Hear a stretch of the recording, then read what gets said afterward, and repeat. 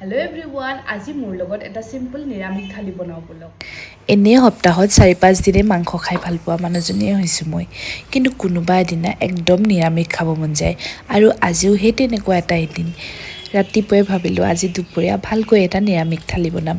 আজি হাজবেণ্ডৰ বন্ধ আছিলে যদিও অফিচ যাব লগা হ'ল আৰু দুপৰীয়া ভাত খাবলৈ সিও আহিম বুলি কোৱা কাৰণে আৰু বেছি ভাল পালোঁ নহ'লে অকলে ইমানখিনি বনাই অকলে বহি খাই একদমেই বেছি বেয়া লাগে প্ৰথমতে সকলোবোৰ যোগাৰ কৰি এইফালে এতিয়া দাইলখিনি পাতি দিছোঁ আৰু এইফালে কেৰাহীত বনাবলৈ লৈছোঁ মই ৰঙালাও ভাজি আজি বহুত দিনৰ পৰা কিয় জানো মোৰ সেই যে ভোজত বনাই ভাতখিনি সেই ভোজৰ ভাত খাবলৈ মন গৈ আছিলে আৰু ভোজৰ ভাত বুলি ক'লেতো ৰঙালাও ভাজি থাকেই আৰু ৰঙালাও বনোৱাৰ পিছত এইফালে বনাই লৈছোঁ এটা বিন আলু আৰু ব্ৰকলিৰ ভাজি এখন শুকান ভাজি হ'লে ভাতখিনি খাই ভাল লাগে আৰু এইফালে ফ্ৰাই কৰি দিছিলোঁ ৰঙালাও